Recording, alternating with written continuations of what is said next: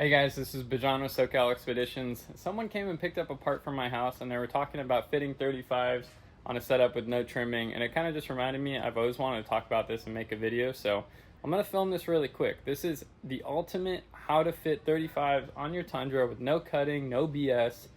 It will fully cycle left and right, in reverse, no matter what you do. You cannot get these tires to rub. And I'm going to show you the steps and things that you should keep in mind when building out your Tundra to fit 35-inch tires.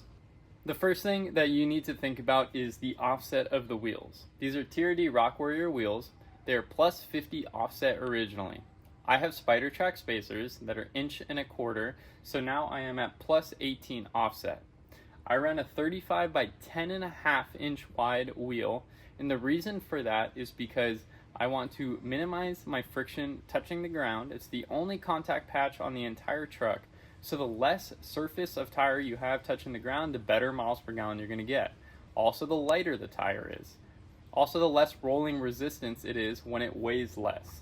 Keep this pretty simple. The more positive offset the wheel has, without rubbing anything back over here when turning, especially the sway bar on Tundras, the easier it is to clear bigger tires without hitting the cab mount.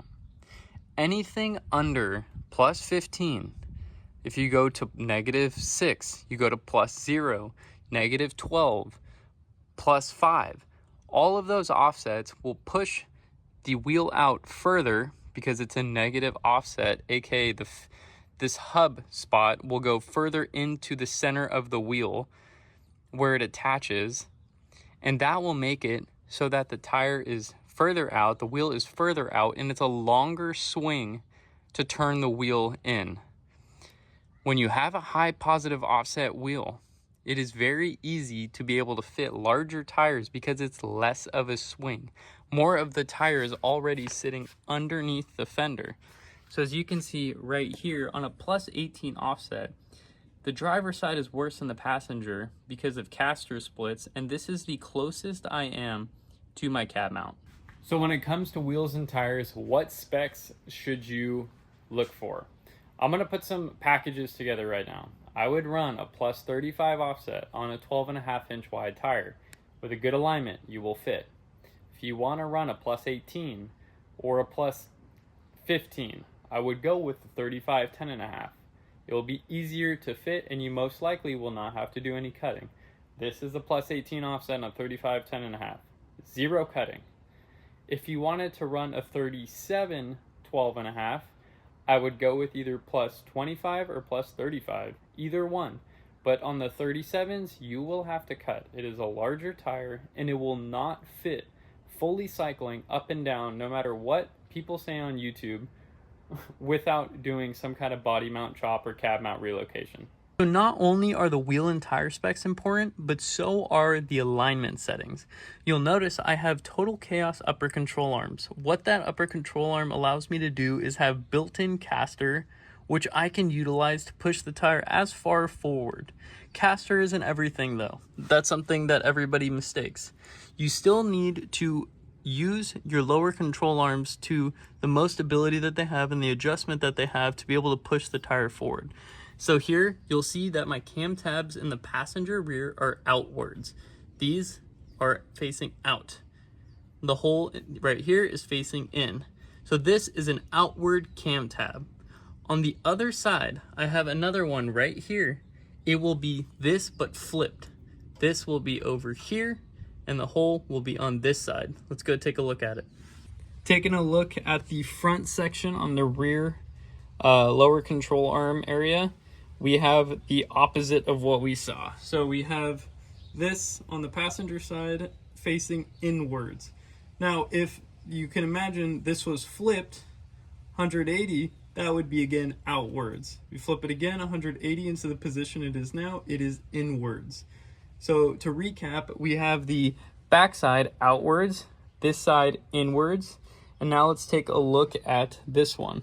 So after having the rear set outwards, the front section here set inwards, we make all the adjustments for alignment off of this front cam tab. And that is it. So when you set this up like this, you take it to your alignment tech and you say, hey, don't touch this one. Do not touch this one. Only touch these. This one and the one in front of it if they need to adjust it. That's it. That is all you need to do for your alignment. Now we're looking at the driver's side. This is driver's side looking towards the front of the truck is that way. Again, we have this one set outwards. Let's take a look at the one in front of it. Now looking at the lower control arm, looking towards the back of the truck, we can see that we have this one set inwards. Again, the one on the other side is set outwards. And then the cam tabs up here are for adjustments. So the alignment tech should only touch this section right here, as well as your toe. All right, guys, let's look at my personal alignment sheet. We're gonna have our driver's side and our passenger side. Actual means what it actually is. Before is when it came in, before it got adjusted. So as you can see on both sides, we have negative 0.4 degrees of camber. For caster, we have 4.1 degrees on the passenger side, 3.8 degrees on the driver's side. The reason why the split is because of the road crown. I find that when my passenger side caster is higher than my driver's side, it keeps my truck pointed straight down the road even with the road crown. 5 degrees of road crown is average on California roads. So when I keep my right side, my passenger side higher, the truck drives straighter. Now looking at these caster numbers, these are only achievable with upper control arms. Your stock UCAs will not be able to do this. I recommend Total Chaos for upper control arms because you'll never break a Uniball, and with some preventative maintenance, it is good to go. You'll also notice that I can raise my caster number by taking out some camber. So camber and caster play together. If I zeroed out my camber, my caster would go right around 4.6, 4.7 degrees. And on this side, we would be going right around 4.2, 4.3 degrees. Lastly, we have our toe. Total toe, you should keep around 0.10 to 0.20 degrees. Some people like to keep it at 0.10, some people like 0.20. I just say aim for 0.05 on both sides. As you can see, I'm 0.03, 0.09, and I come out total toe 0.11, which is okay. It's in the green and it drives straight. All right, guys, to recap, we have 3 things to keep in mind. We have your tire size, the wheel size, and the alignment specifications. For the wheel size, I would go with something 17 by 8, 17 by 9, anywhere from plus 15 to plus 35. If you want to run a 12.5 inch wide, I would stick to the 25 or 35 millimeter offsets. You will have much better luck even with no lift. If you want to run a 10.5 inch wide tire, you will be okay running it down to plus 15. I have a plus 18 and it works just fine, and there is absolutely no rubbing. If you want to run a 37, I would recommend plus 25 to plus 35 millimeter, but you will have to do cutting. Offsets are very important. If you go to 0 offset, throw all of this out the window, you will cut no matter what. If you go negative offset, good luck, you will cut again. This applies to all stock height and lifted vehicles. Lifting your vehicles does not give you more clearance. Keep that in mind. You need to make proper offset choices and tire size choices for your truck.